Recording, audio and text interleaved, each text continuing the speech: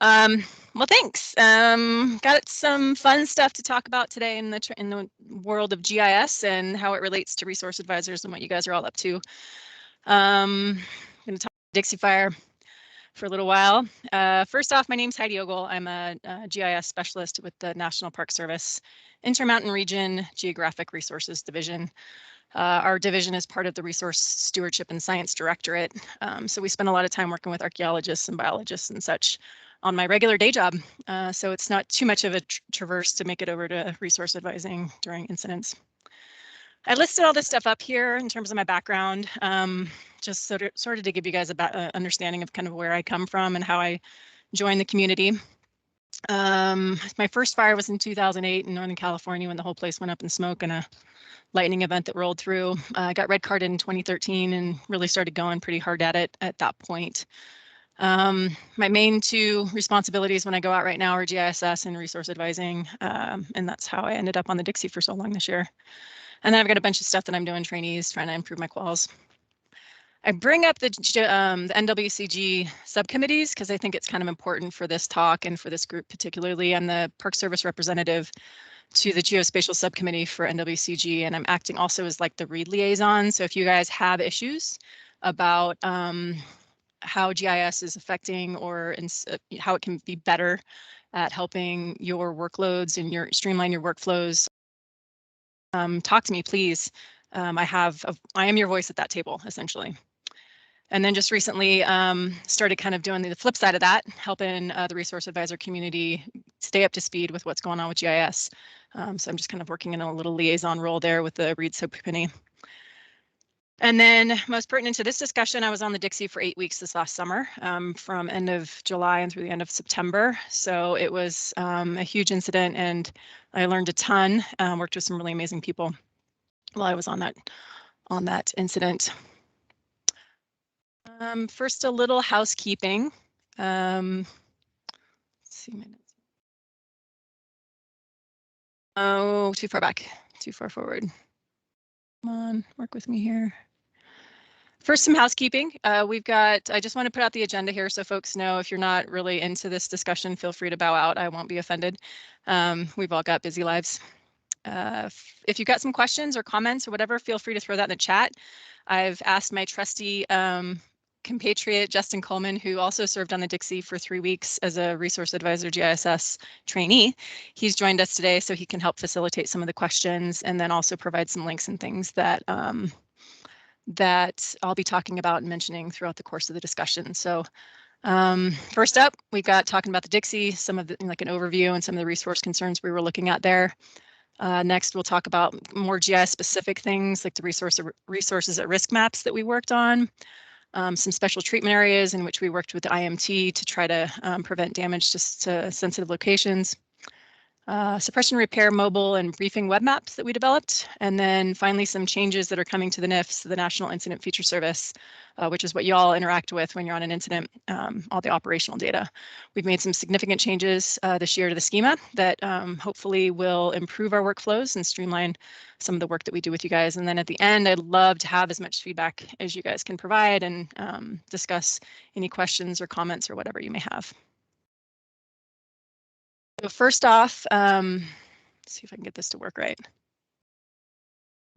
Okay. So this is kind of just an overview of the big statistics for the Dixie Fire. It was the single largest fire in California history to date, just under 1 million acres. In January, PG&E was found to be at fault. Unsurprisingly, I think a lot of us kind of knew that one from the beginning, and they're expecting it's going to cost $1.15 billion. Over 1,300 structures were lost. But the good news is there were no fatalities due to prior or suppression activities. We did lose a few folks to COVID, but nobody actually died as a result of suppression activities or directly from the fire. Over the course of the incident, there were 78 helicopters and 77 fixed wing aircrafts, which dropped over 21 million gallons of retardant. Let that number sink in for a second. It blows my mind when I think about how much retardant, and that's just aerial applications, doesn't even include the terrestrial applications that were applied as well. Last time I checked, before the fire was archived, it contained, there were over 2,500 miles of construct and containment line. phenomenal number that I hope we never see again. On its peak day, which was in mid-August, I believe, there were 6,579 personnel assigned, of which 198 dozers in one day, 89 crews, 569 engines, 194 water tenders, just insane numbers that we were dealing with there on the Dixie. A little background, most of you guys are going to be familiar with a lot of these, but these are some of the things that we were looking at that the resource advisors were up against on the Dixie as we were going through this incident.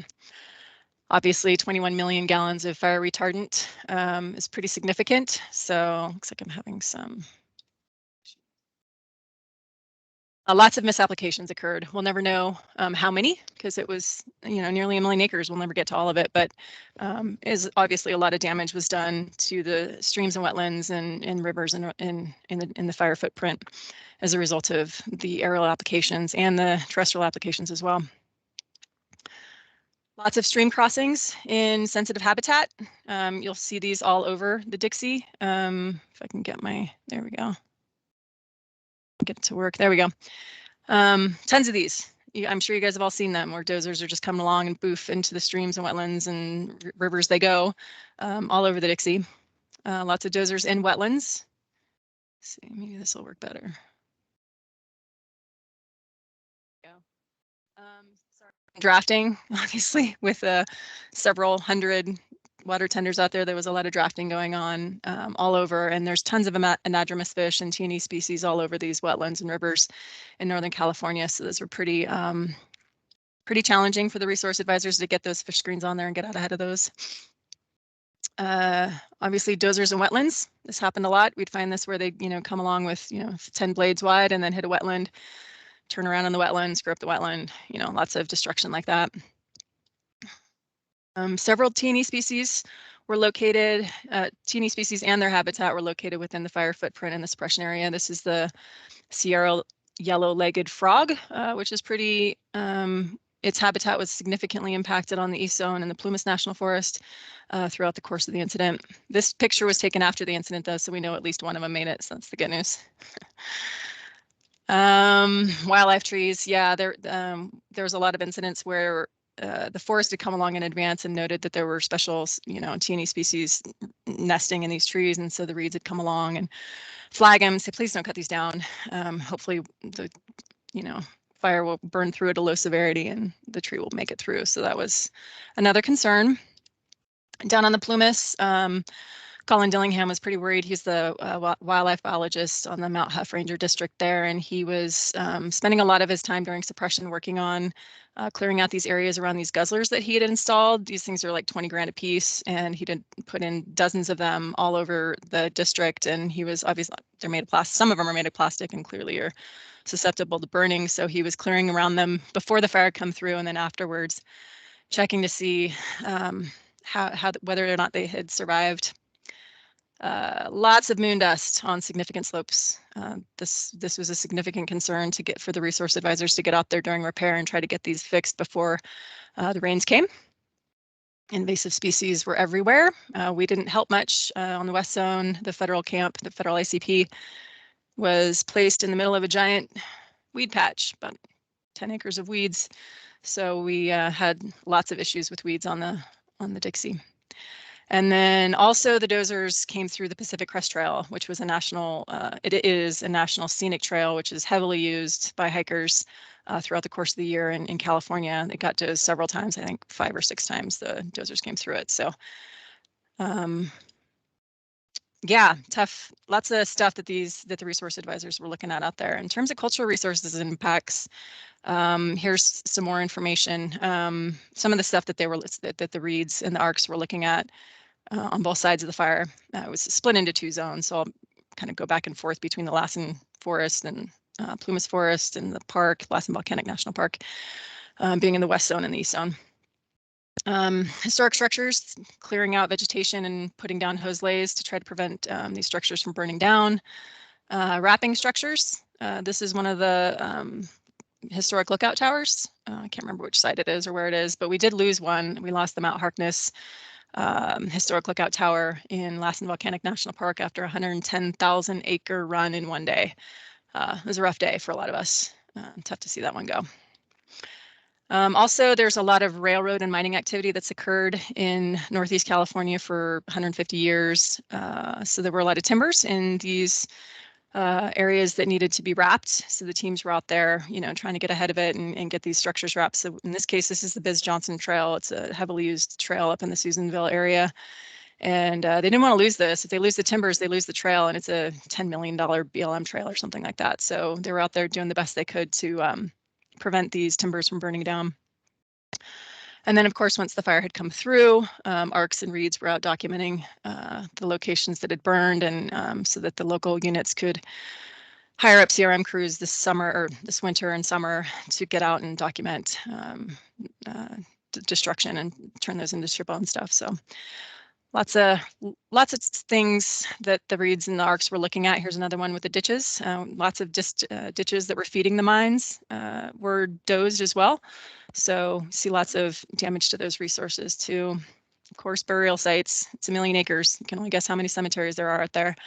So prehistoric and historic. Obviously, the natives don't put up headstones, so a lot of areas that we were trying to clear the brush around and flag and keep the dozers out of to prevent damage to those burial sites. Up in the high country, aspens, there's lots of arborglyphs up there. So the reeds were out, flagging these trees, don't cut them down, clear around them, hope that they'll make it through suppression and through the fire. And then this is actually a picture of a success story. This is one of the archaeologists on the Lassen, Tyler. He was out there. He got out before the fire with the team and cleared out around this cabin that had collapsed, a historic structure that had collapsed, and was able to save it by wrapping it and clearing it around the site. So anywho, that's a little bit of the background of some of the resource issues that the reeds and the ARCs were up against during the incident. And now kind of switching gears over to how myself and several other reed GISSs who assisted on the fire, how we were able to kind of help out the reeds throughout the course of the incident.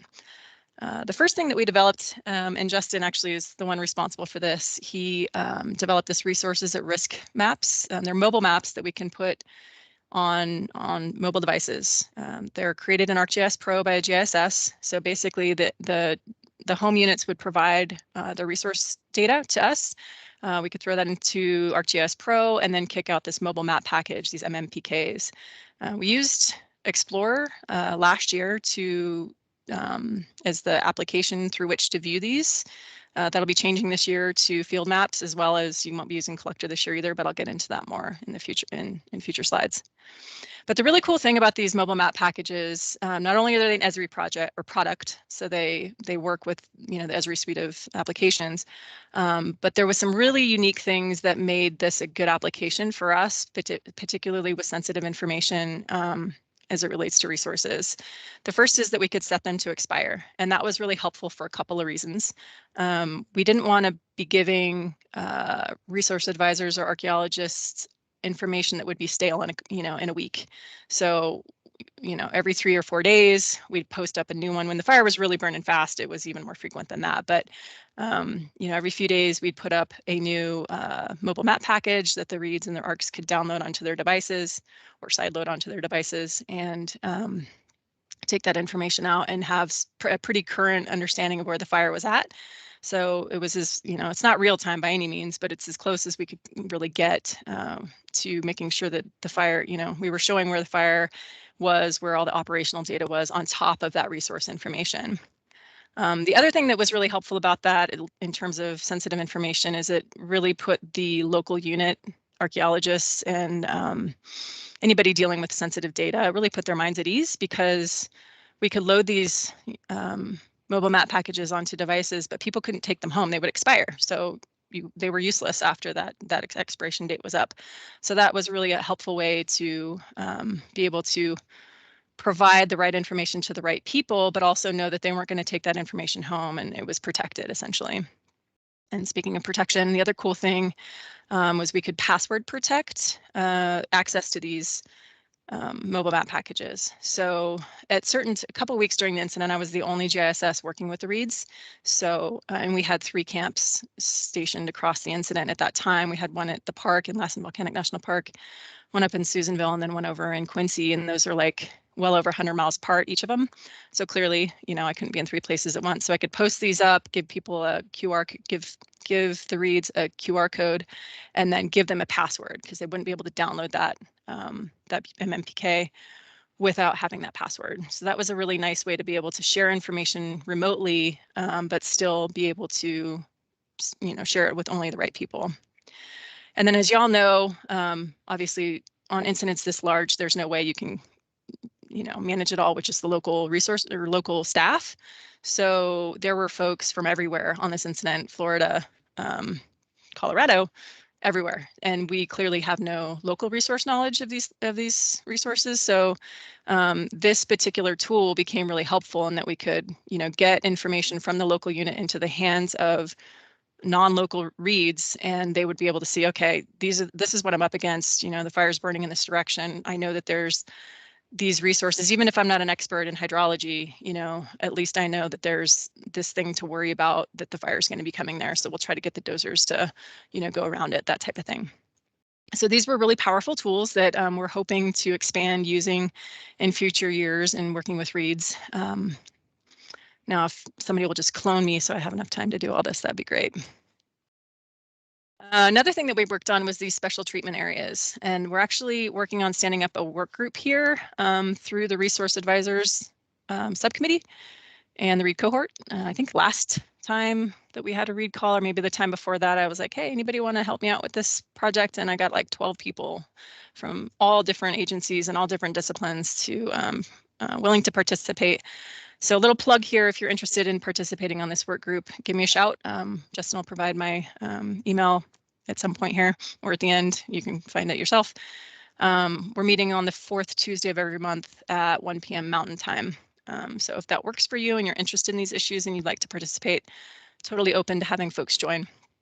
Little plug there. But so what we did on the Dixie, because the fire went on for 3 months, we had, you know, time. Basically, we knew where the fire was headed, and we knew what resources lied in its path. And so we were able to work with IMTs. We had several IMTs that we worked with over the course of the incident: CAL FIRE on one side and several teams there, and then several Fed teams on the East Zone as well. So we were able to work with them and basically say, hey, there's some areas here that, you know, we really think that you guys should be watching out for if you can. The first one was this drafting avoidance. I'd never seen this before, and I don't know if anyone else has, but there was this certain mineral that was in the water in a couple of the streams up on the Lassen that if you sprayed it, it would become toxic to firefighters. And so we basically told them, like, hey, try to stay out of these creeks, because if you draft out of them, you could be hurting firefighters.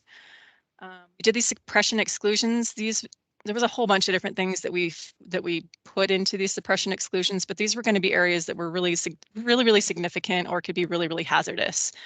In terms of sacred landscapes, there's obviously several of them, but there were some that were just really high priority areas that we didn't want dozers getting into, or anything else for that matter. Just let it burn. So these were just, you know, no dozers, no aircraft, you know, whatever we could do to keep people out of these areas. That was what we were trying to do with these suppression exclusion areas.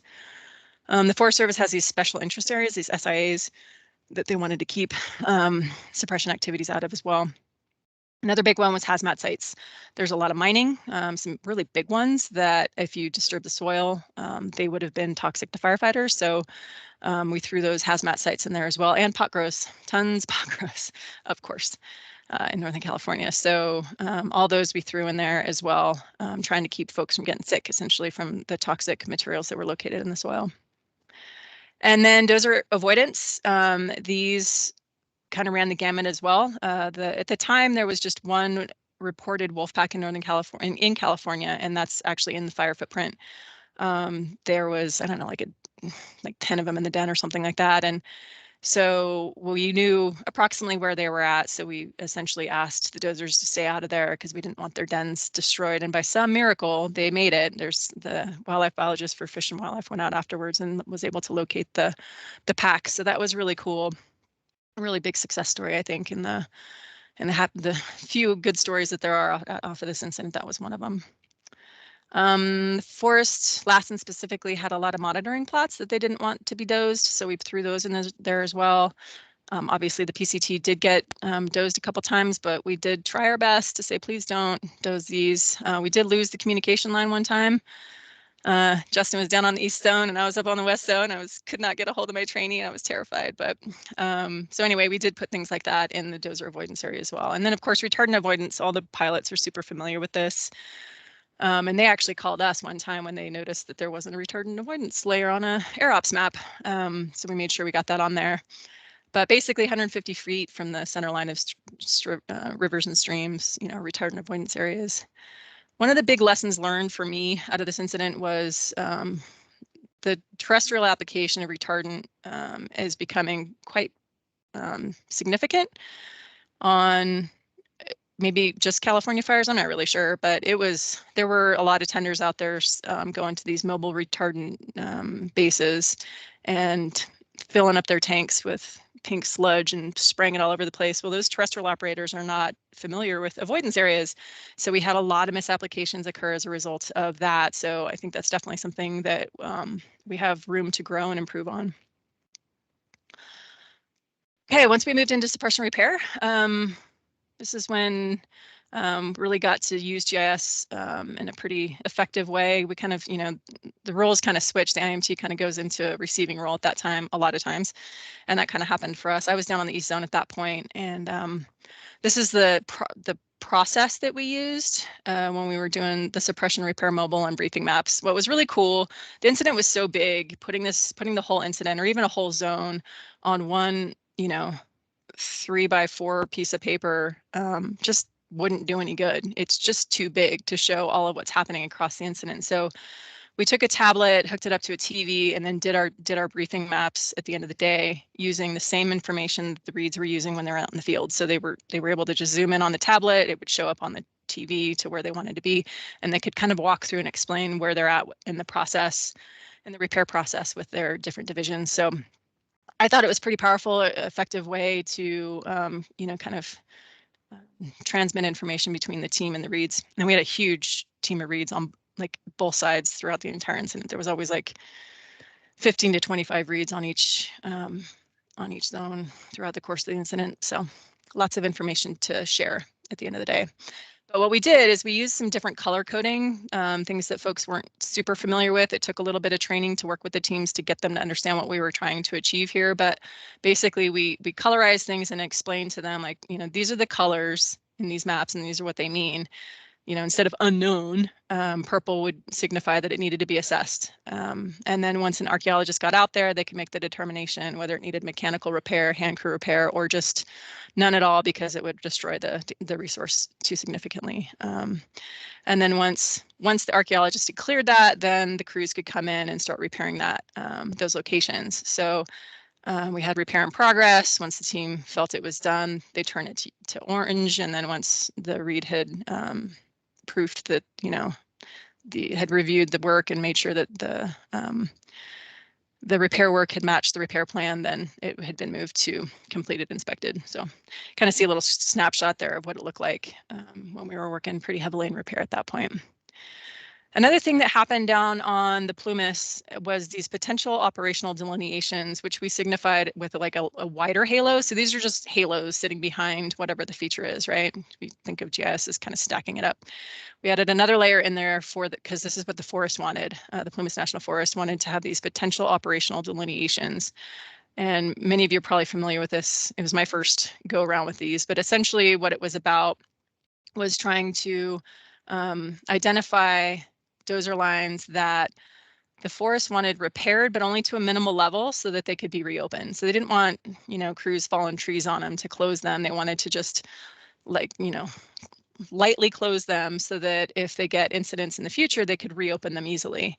But they also wanted them closed enough to where there wasn't erosion and you couldn't get ATVs out there, destroying the locations. And so that's why sometimes you'll see like a black line on top of a red line on top of, or black line on top of a blue line on top of a red line, essentially saying where that line is at in the process of repair. And then also if the forest had identified that as a location that they wanted to keep open, or somewhat open. Okay, so switching gears now to the future.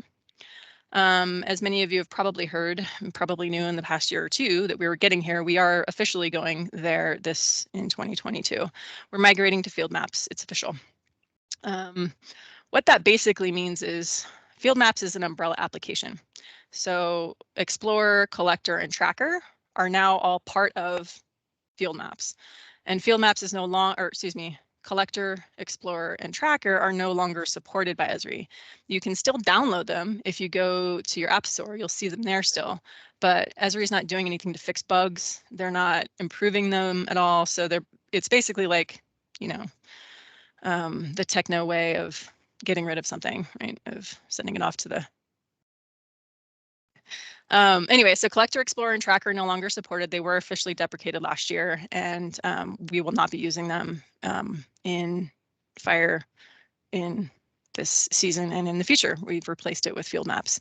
They look almost the same. So on the bottom right here, I didn't blow it up, but there's pictures of both, like what they look like, and you'll notice they're almost identical. There's very few changes to the interface between Collector and field maps. So you're not going to have this massive jump. Don't be scared. It's not going to be much. On the GIS side, there's a few improvements that we can do to make your experience better, but you're really not going to know until like, oh, look, I can do this new cool thing. But everything that you could do before, you can still do in pretty much the same way, if not exactly the same way. New features, a couple that are worth mentioning, I think, to this crowd specifically. Recent values. How many times have you guys been on a fire and put in Dixie and then as the incident name, and then you make another feature and you have to put in Dixie all over again? And it's really a pain if it's a long named fire, right? So what they've done, at least with iOS, and hopefully this will be out on Android before the field season or fire season starts, but is it's able to capture recent values. So spell it right the first time, use your capital, right? Don't do spaces, and then that value will persist. So you can just put D and poof, you know, it comes up. So that's pretty cool, super helpful. And then this markup function, which is kind of neat. So when you use the markup functionality, it's basically saving it to the C drive of the device, but not up to the cloud. Like you won't sync that to the cloud when you come back in, hit sync. It doesn't go up to anything. It's just your own sort of local information. So that's helpful if you know you're going to take a long walk and you want to, like, you know, mark where your truck is, or I don't know, something significant when you're outside, but it doesn't really go into operational data. It's not something that, you know, we're going to want to maintain as, you know, fire incident data. So those are a couple cool things to be looking out for when we make the transition over to field maps this year. And then another big, I wanted to kind of address these because these are some of the changes that we've made this winter that you're going to see on the fire line in 2022. Some pretty significant changes. We have made a change to the repair status dropdown. So previously the default value was unknown, and that wasn't really super helpful for reads. So we changed the default value to in-use fire management. And what that means is when somebody makes a line or makes a point, the automatic default value, that the halo that's going to be sitting behind that is going to be in-use fire management. And the idea behind that is that once the IMT has decided that that location is no longer necessary for suppression activities, then they'll release that to purple, being needs assessment. At that point, that's when the reads and the ARCs go out and check out the locations and decide, you know, whether repair is needed, and if so, what kind of repair. So look for those to change. To help out the colorblind folks, we're trying to avoid just colors, and so completed inspected is going to be like dashed, and also to help with if it's printed in black and white too. A little bit of change there, not huge things, but you'll notice them and they could have an impact on your workflows, so be aware of those. And then we've added 2 new fields and changed a little bit of symbology. So the new fields that we've added that are specific to reads, one is repairs needed. So this field is designed to just primarily to say like what equipment's necessary that goes above and beyond the suppression repair plan. So you shouldn't be filling this out if it's just traditional repair work, but if there's something specific like a particular tool or a piece of equipment that you're going to need, this is the place to put that, is in this repairs needed field. It's in addition to we didn't get rid of repair comments. It's just an additional field to use pretty much specifically for equipment. And of course, please always put your date and your initials and your position when you fill out any of these open text fields. It's pretty important because, especially on an incident like the Dixie that goes on forever, knowing who made what comment over the course of time is critical. And the way that the GIS is set up, we can't track every single editor unless you put that information in there. So be sure to put in the date, your initials, and your position on the incident.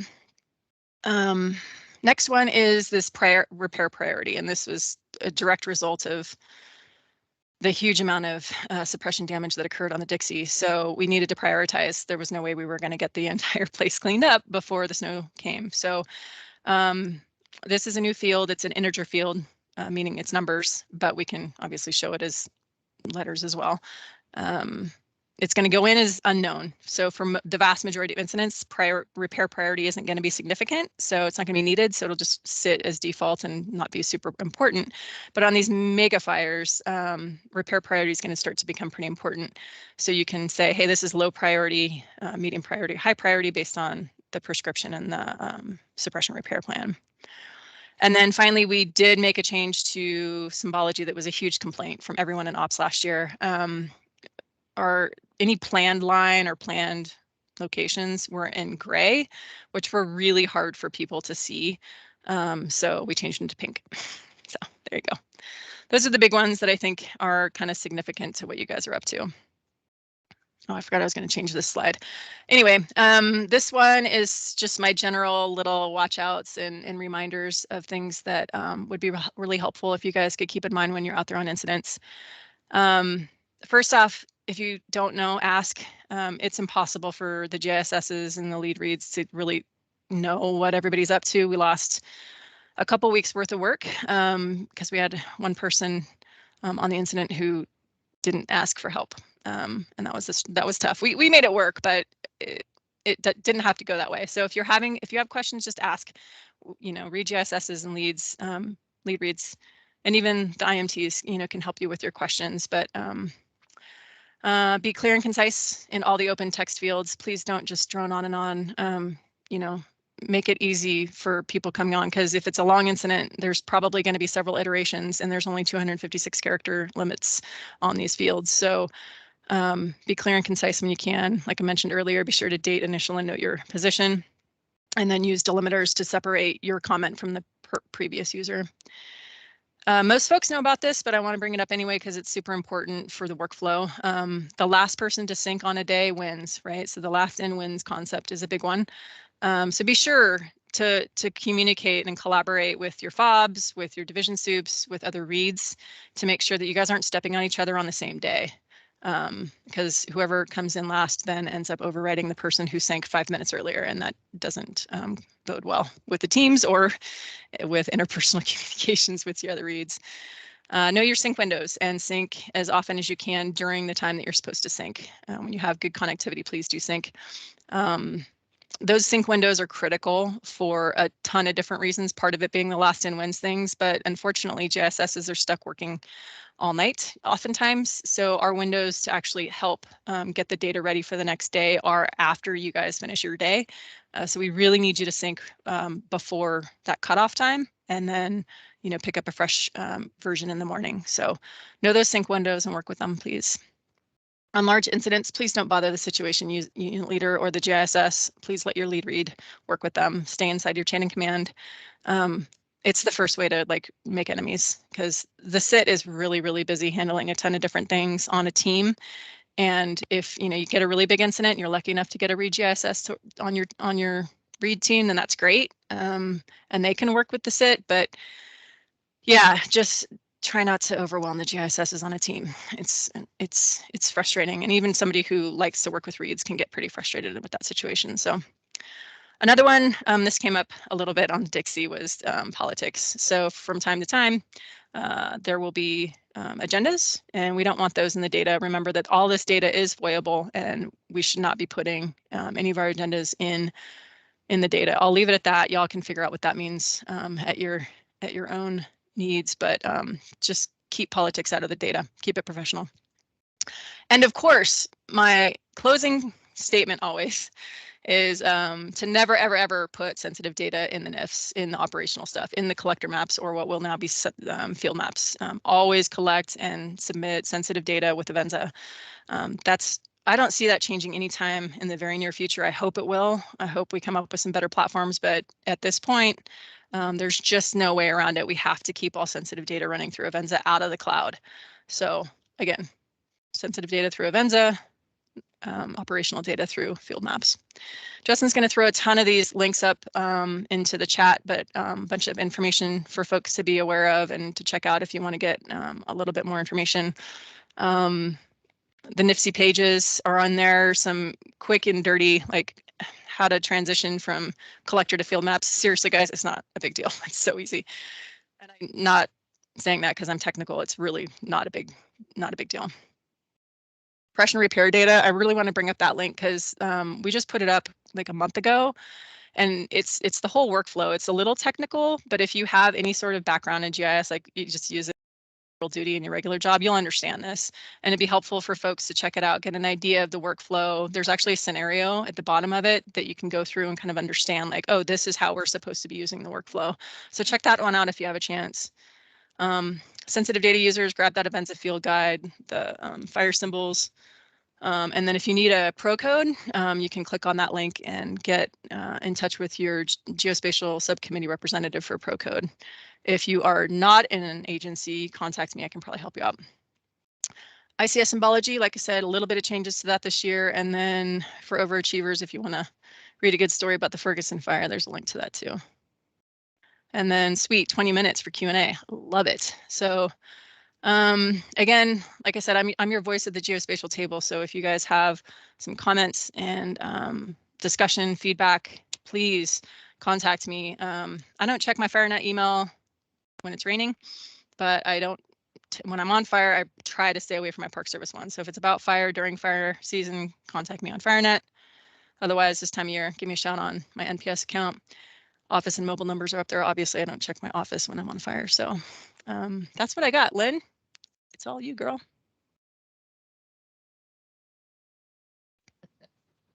I know there are a couple questions in there, and I know Jason's been watching them. So go ahead and field the question. Yeah, sure. So I'll just kind of start from the top. The first question came up is that you mentioned when the fire was closed, there were X miles of line. Is there a way that you can access statistics or GIS data from closed fires, if possible? Yeah, I'll have to send that off to whoever was asking for it, but we have a historic, basically everything goes into a history archive. And so we have all that. It doesn't just disappear January of every year, but it's in a history one. So you're not going to see last year, any of last year's fires when you go on an incident this year. But yeah, I can certainly send that information over. Justin, if you want to just write down who that was and I'll send it over. Yep, Sounds good. Thanks. Next question was, what bear work is being completed and for how long after will this rehab work occur? That's a question for Lynn.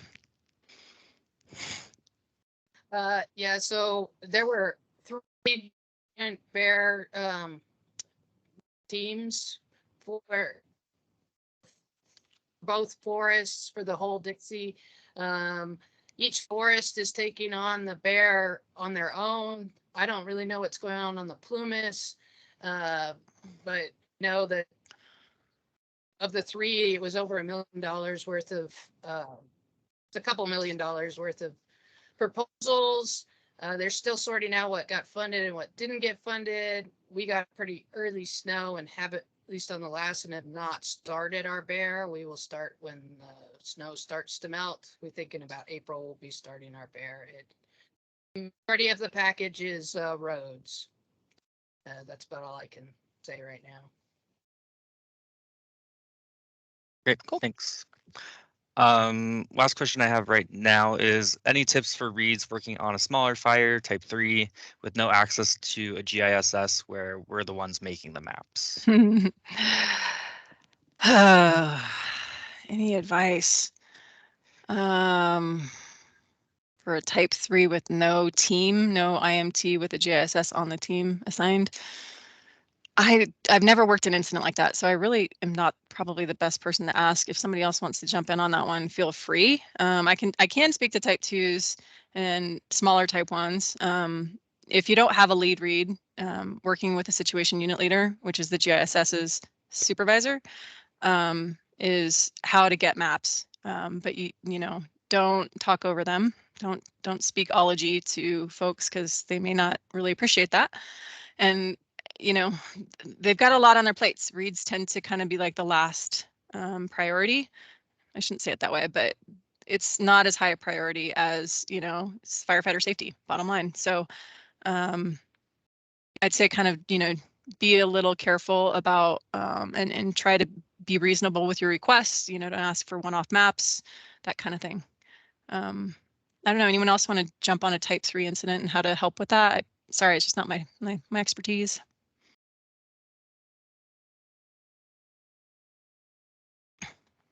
Looks like we got a couple hands up. I would say that you end up doing Thanks, Lynn. Go ahead. for a type 3 incident, you do a lot of your own. You do a lot of your own, or you ask. You got to ask and see if you can order somebody. And Theo, I saw you said that you can speak to this.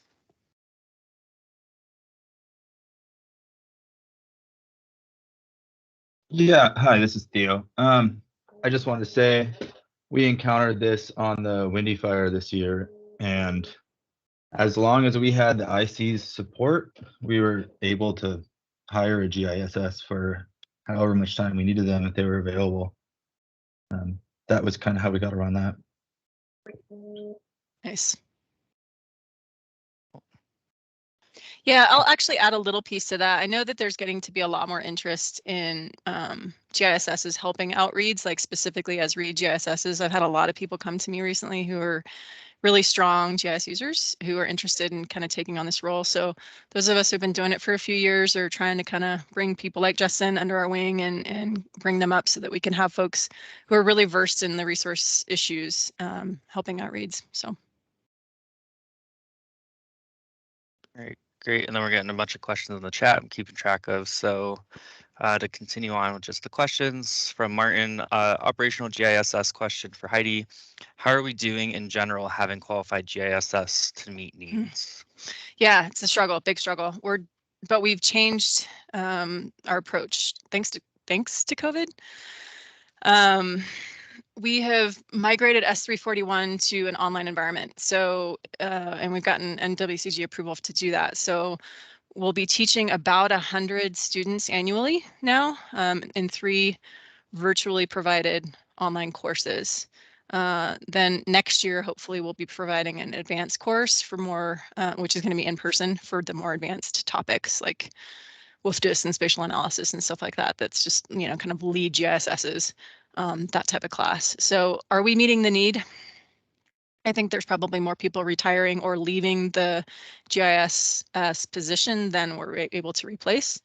And of course, just like with reads, we do train a lot of people who just seem to not be available that time of year, which is always very frustrating. But we're doing the best we can, and we'll just keep on training as many as we can. And I'm a huge advocate for bringing out trainees always under me. I almost never go out without one. I'm just trying to get folks trained up and ready to go. So we're trying. But a piece of it that I kind of hear a lot about is like, you know, what's the deal with read GISSs? There's not likely, at least not in the very near future, to ever really be a read GISS position. And you know, in the ICS, more it's reads hire, you know, lead reads hiring GISSs to come and help because we are able to do that. So. Yeah, and I think they are doing 150 GISSs. Sweet. So cool. Yeah, there's 50. more. Yeah. There's always more applicants than there are positions, as with like everything on WCG right now. So. Awesome. So I know some people have their hands up. I'm just going to go through the questions in the chat first. So if you can type in the chat, that'll be easier. And then we'll get to you at the end. So next question, how often do you see retardant avoidance zones for streams ignored or mistakenly hit? Terrestrial applications is quite frequent. It's something that we need to deal with as soon as possible. I don't think it happens very much. I shouldn't say that. I did see some physically aerial applications, but I mean, it happens, but it's you know, these things are massive incidents. It's understandable, unfortunately, that these things happen. I think our room for improvement is with terrestrial applications and working with the MRBs, the mobile retardant bases, getting the maps to say, don't spray your retardant with 150. It's, you know, the same stuff, same toxic material. We just don't want it in the streams and wetlands. And so I think that's an area where we certainly have room for improvement and education. Awesome. All right, this one's kind of a long one from Blake Sheldon. So say we have a fire on an MPS unit. Could or should allowances be made to collect sensitive data on field maps and managed through the MPS portal? For example, at home unit at Mesa Verde, we wouldn't go out with our sensitive data on fire. Problem, of course, would be interfacing with an external incident team. Yeah, that's the whole deal. You can't interface. So if all your people are parkies, you could do it, but then you'd have to switch back and forth in field maps. Every time you wanted to go to operational data, you'd have to log out of your NPS account and then log back in with your Nifty one. It would not be fun. I understand you've invested a lot of time and energy on your data set, Sheldon, for sure, but you know, I know it's a struggle and we are looking at solutions. And if you have a cloning machine and you can help me out and I can spend more time working on this, that'd be great. But at this time, and I did ask Esri during fire season last year, if they could set it up in such a way that we could do mobile map packages, editable mobile map packages, so that we would solve this problem and then be able to sideload it.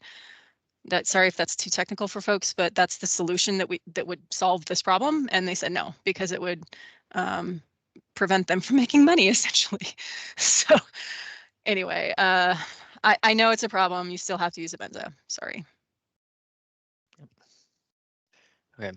What can a read do to keep dozers out of historic mining ditches? I don't know, Lynn.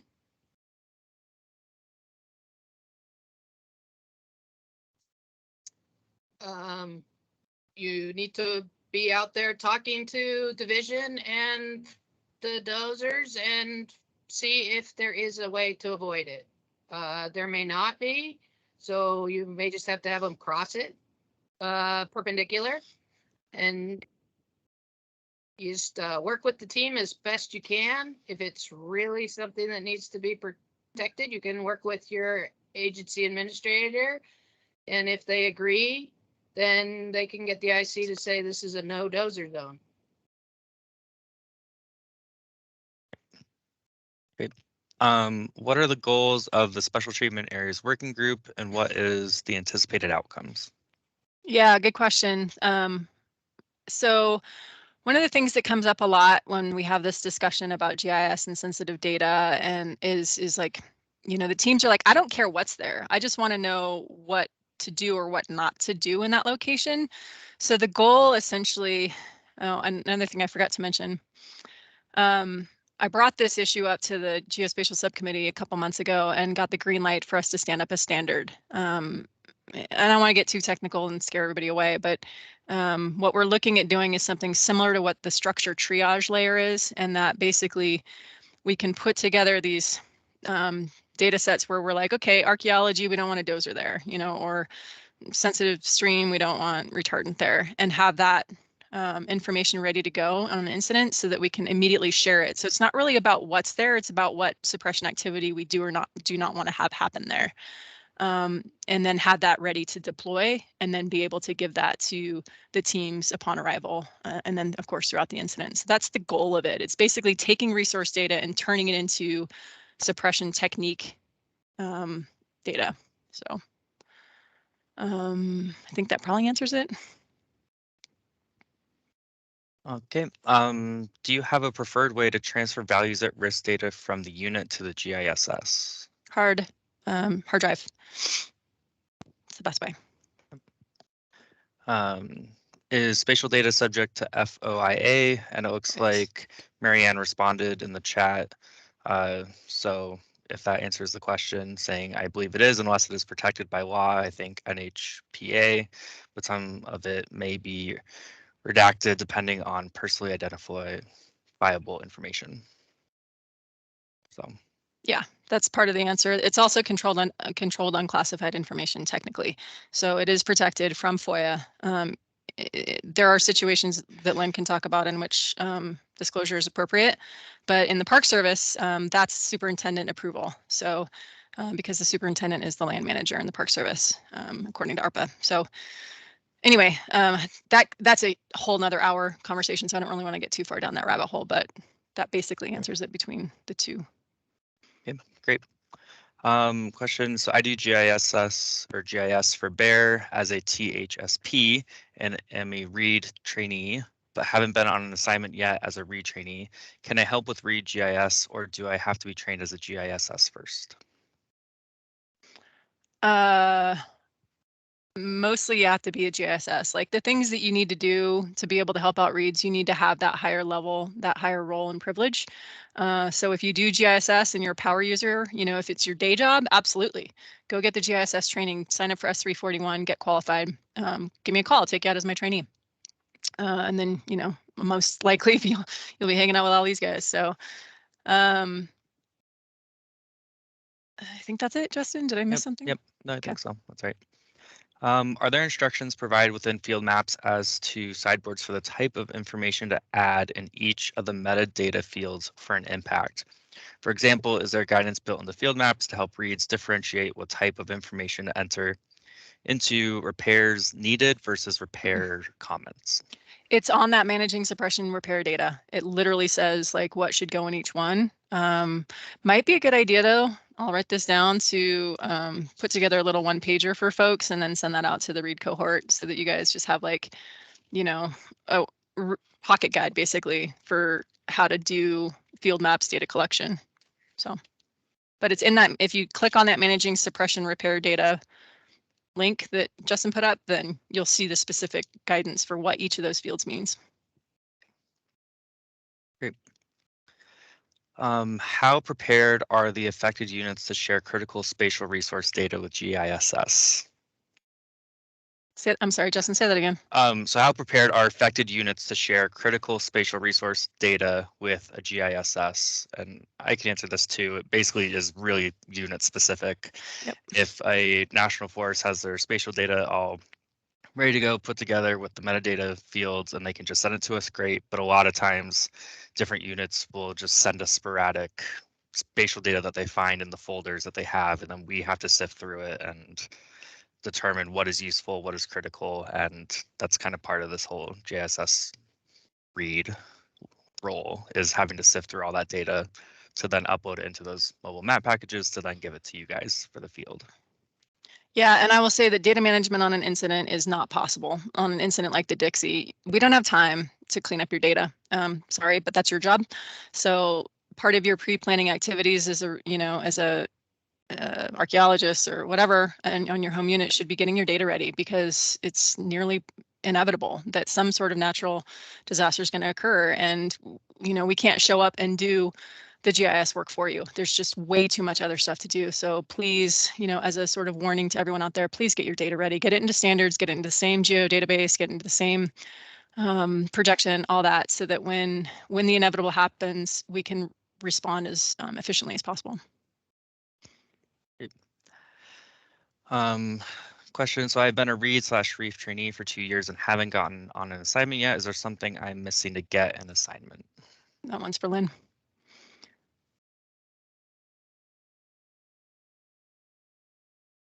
First, work with your local dispatch to make sure that you are showing as available when you are available. And then second, pay attention to the read cohort folder for incidents that are looking for people. And then you can call the contacts on that list and see if they still need people. But the first one is really make sure your dispatch knows that you're available, and then you can be getting those orders. Great, thanks, Lynn. On some past incidents, i.e. Dolan, we've had serious problems downloading map areas and collector in places with poor internet connectivity. So there's still the issue with field maps and mobile map packages. Yeah, internet's internet. That's not going anywhere, unfortunately. I don't have a solution, They do have cows and pigs. I can't remember what all the acronyms are. I think it's a cow. I think a pig is related to the weather. Anyway, I think there's cows out there that the teams can order. So if you get on a big incident, most likely your GISS is gonna, and they're out in the boonies, they're most likely gonna get a cow so that they can actually do their jobs. So there are technologies out there, but you know, type 3 incidents, they're not gonna pay for that. So you're gonna have to drive to locations where you'll be able to download stuff. Yeah, and that's specifically for field maps. The mobile map packages are all side-loaded, so you're not actually downloading anything from the cloud. You're connecting it physically into a computer and putting it on the device. So that does not require internet connection, except for if you are remote from the GISS and you have to scan that QR code, then you'll have to go into the QR code, which will use the internet to then download it onto the device. So Yep. Depends on if you're with your GISS or not for the mobile map package. Yep, 100%. Okay. Got a couple hand raised. Should we move to that? Yeah. Before we Yeah. lose them? Let's go to the hand raise. Right now we have Martin and Theo, so I can see there might be more. Yeah, Martin, go ahead. Oh, he put his hand down. My hand was raised in error. I apologize. No worries. Theo, what you got? Sorry, my hand was from the previous comment I made. But Sweet. to expand on that, for hiring, trying to get a GISS on a smaller incident, the IC just needs to put in a 213, and then you can order a GISS either in the field or remotely. The quote was, if you can get a helicopter with a 213, you can get a GISS. Good point. Yeah, and that RIST, the remote incident situation team or something, whatever it stands for, we're expanding that a lot. We found a lot of gains were made last year with remote folks. We were able to cover a lot more fires through, especially smaller incidents with remote teams. So that's a possibility. Good comment, Theo. Great. That helped out a lot. Thanks, Mariah.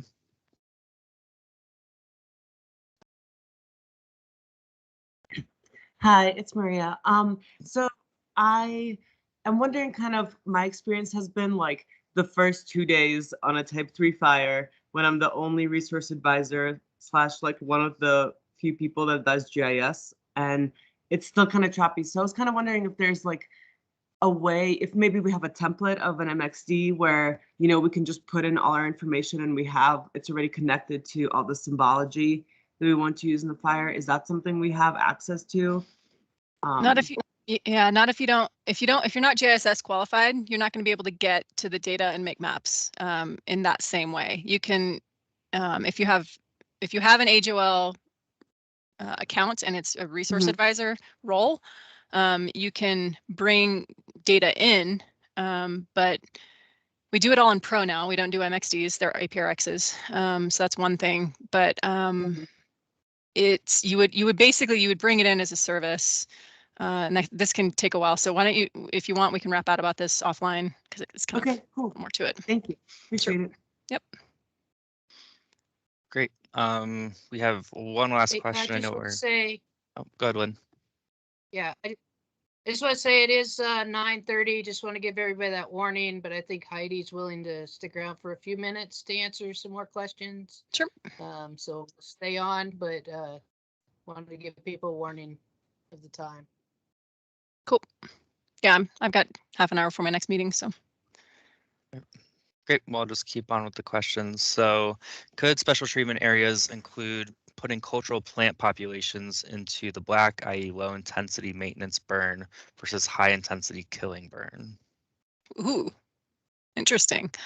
You can try, but I mean, okay, I see what you're getting at there in terms of how to set up a domain and those kinds of things. I'm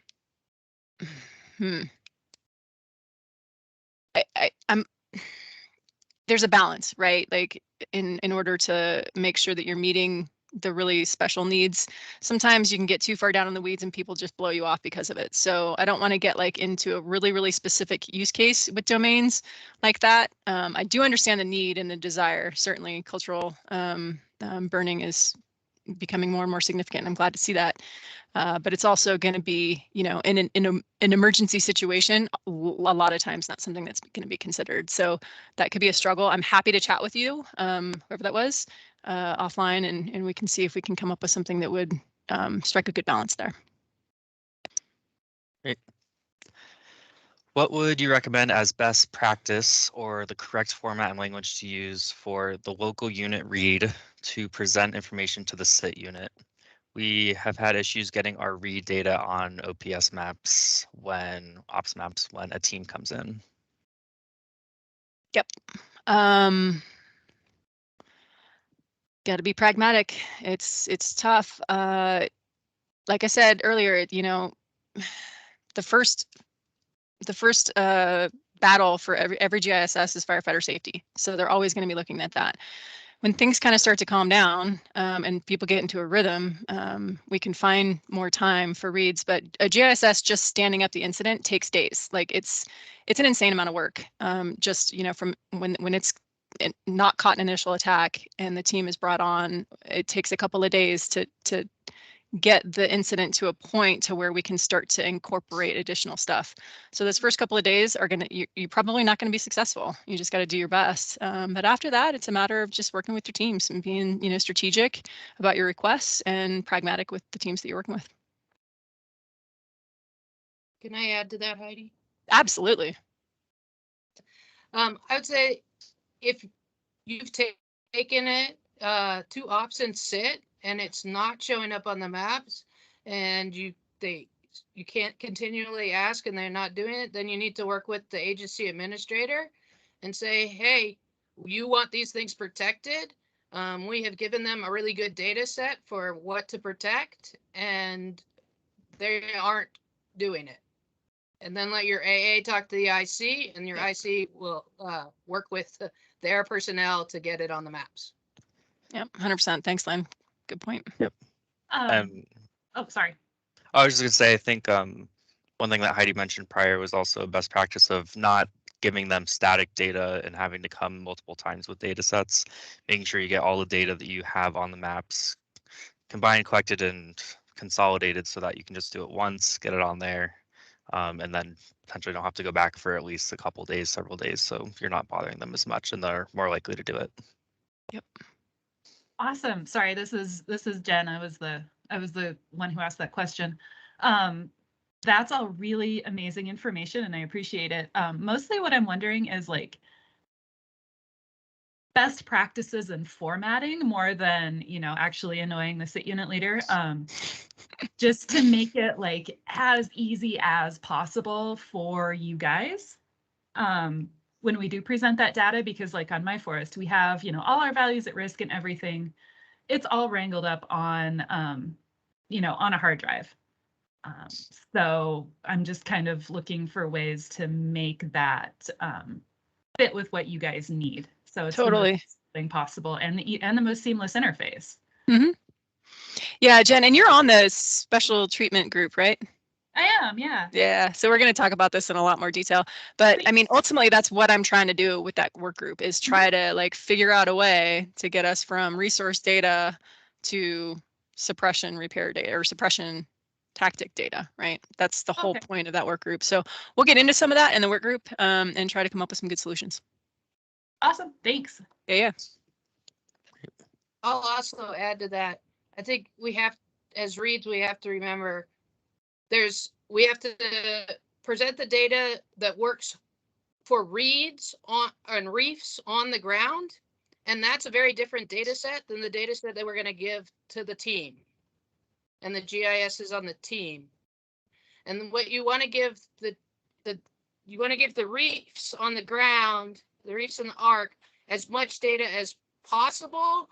But we do have to figure out, like on big incidents like a Dixie, how to make it so that the stuff that really needs to be flagged and avoided or keep heavy equipment out, that is highlighted over other things that are like, this is just habitat, big habitat areas. And then for the incident management team, you really have to focus the stuff and pick out only the stuff that like this is a no touch. Yep. This is we don't want you to deal with this. This is stuff that is important to us, or you have to have a arc or a reef with it. And it needs to be very targeted for the team, and not these huge, like 6 or 7 data sets that are all like have 500 metadata pieces to them.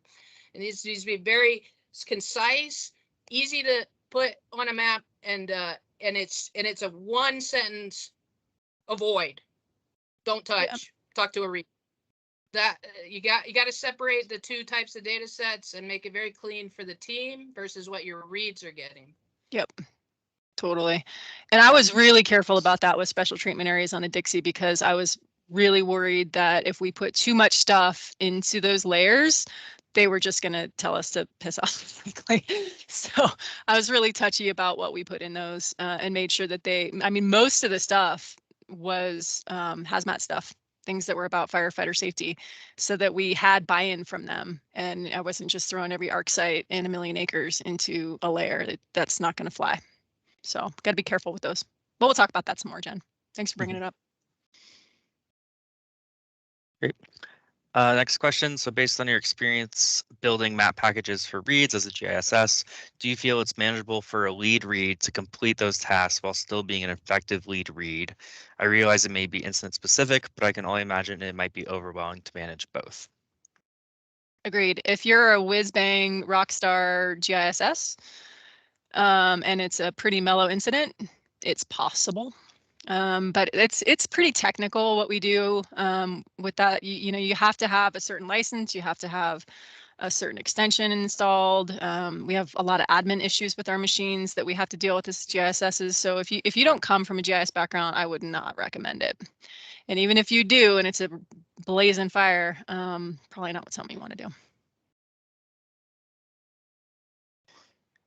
And I'll Great. say, from a lead read perspective, from anything from a type 3 above, if you're trying to do GIS and be a lead read, you are way overtaxed. Yep. Then you shouldn't even try it, because you're going to do so many meetings as a lead read. You can't do the GIS at the same time. Yeah, and we had multiple GISSs working for the reads on the Dixie. Like, that's how much work there was to do for GISS. So yeah, I'm 100% with Lynn. Cool. For home unit preparedness, what's the current best template for values at risk spatial data?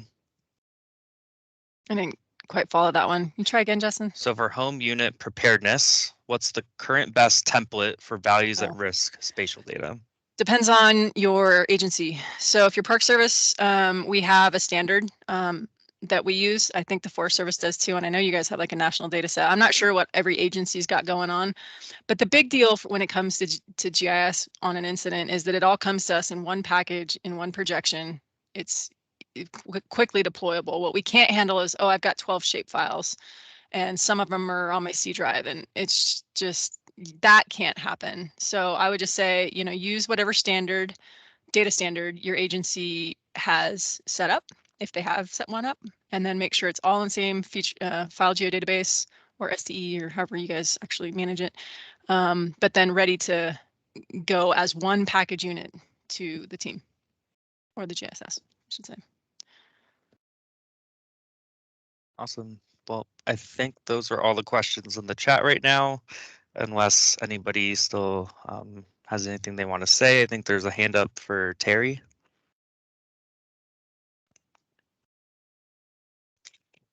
Yeah, this is Terry. You got me? Yep. I know that kind of a common theme was, you know, about emerging incidents and best mapping protocols there. And I think it's just important to note that, you know, truly, even at that type 5, 4, and 3 emerging incident, that that field maps and you know, like regionally developed read maps or operational maps can go a long ways there. It's maybe not as customizable with some of the sensitive data, but in theory, and I know in Region 6, we had a map group put together for both operations, you know, firefighters and reads. And so that the first, you know, type 5 I see there, if they were using, you know, mobile devices, would have a lot of this information, you know, retardant avoidance areas, and they could be mapping their dozer line on day one, and then because it's all using the same, not NIFC, but help me out, Heidi, the feature service, the incident feature service. Yes. That when you show up later on a type 2 team, it's not a restart, you know, it's all carried through. So that's just important for folks, I think. Yeah, great commentary. Thank you for that. Yep. Awesome. There was a question if would layer packages be a good way of providing data. I did pop in the chat that map packages would be great too, because it maintains that file geodatabase and the symbology and things like that. Yep. So that's exactly what I would have said. Thanks, Justin. Yep. All right. I don't see any other questions or hands raised. Just praise for you both for doing this presentation. Anytime. Thanks for your help, Justin. Yeah. Cool. Thanks, everybody. Be sure to reach out if you guys have any questions or comments. Like I said, I'm super interested in any feedback you guys have because I'm trying to help. So thank you. Thank you, everyone. Thanks, Thank you, everybody. Heidi. And Thank you, Justin. Bye-bye. Yep. Thank you, guys. Google Drive is down. Yep. Presentation is on the Google Drive.